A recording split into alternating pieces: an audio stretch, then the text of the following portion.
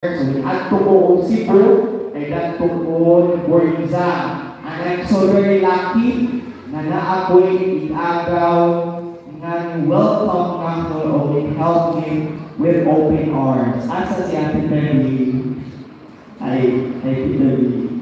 Si Ate Febby mo yung adapt na dito sa Cebu. Dadto ko siyang boarding house for a couple of months while waiting the result. Dadto sa Cebu nang apply. Kamoto after I get my license, nakatrabaho ko ilan may nakalaban ilan may sukuan sa ako, then mo tawag ko sa mga ulit na lang dari kay sayang yung iswilahan kung pili mo gamitin. Kaya diba kita overboard ako ng katrabaho ng nais yung tumura ka na dito na diba? Maragwit naman din kwarta mahalaga may rapas na ka na resulto. Unlike na lang mga taga ang kaya. So I worked as a checkout clerk. So thanks to my cousin Ate Bibi who helped me to get a job. So in 2016, I returned to Bohol to apply for a ranking. So nagka-ranking ako dito. Wala kasulunayon. Nakasabko.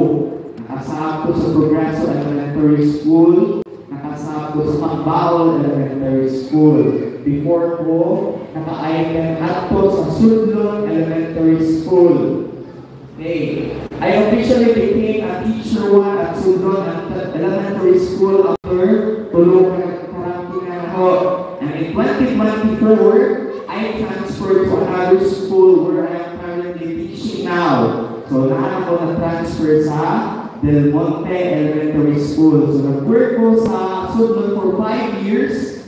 Afterwards, naman retire sa Pambaol, ang grade 2 na teacher na tumoto na transfer ko, tumoto na andalan ko ni Ma'am Gina, our school administrator during that time. And after 1 year, I transferred na ko sa Del Monte, where I am currently teaching now.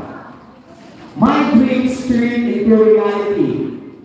Not by luck, not by chance, but through faith, hard work, and never giving up when things got hard. Every late night, every doubt, every struggle was worth it. So grabe mo magpalingamot, makita yun ang resulta. Today, I managed to build a house for my parents. So kapag nakasunod ko, basta sa pangandoy ng mga tagan o kaugaling ng bahay ang Pilipina. I naman may bahay before, pero wala dito, kung may punin mo murang bumutakilid, dili siya nabi tayo. Kundi, kanarang typical house. Nga ba, pag-iingat ko ni Mama, once makasulod ko ma, promise na inyo, tukuran mo na ako balay. Dili na ang balay, kundi inyong balay. So, my younger siblings have also finished their studies. So, kay ikaw may maguwang, tabak na lang kasi yung ginikanan ba na may pa-eskwila po niyo mo, tabak sa akong binikanan, akong ipa-eskwela ng mga court, babae.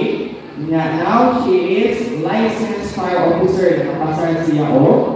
Kanang ay isa para maging fire board. Mag-apply pa po siya. And the other one is registered criminologist.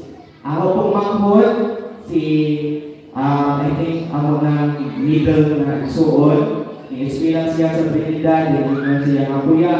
Mo review center ko mo ito kasi i-review ato sa Aksay na nakaloy na sa Ginoo, nakapasar siya sa ilang exam last February. Motong last April 8 nato din Cebu for the opening na po pinagkita na taga Malaysia po nga nakapasar po din ang mga anak na ito pinagkita-kita sa Cebu.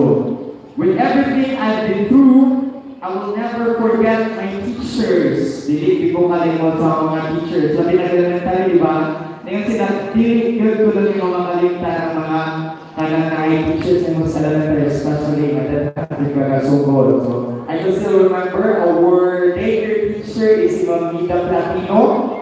Niya, pag grade 1 na 1999, 2000, Ma'am Mita Platino. Niya, grade 1 ko, ni Auntie Dadang, ay ito mong Auntie, pabilin ko ni Auntie, o pili ko kayo mong basa. Grade ko na si Ma'am Luz, si Ma'am Luz. Ang grade niya teacher, si Ma'am Pedila Kakayan.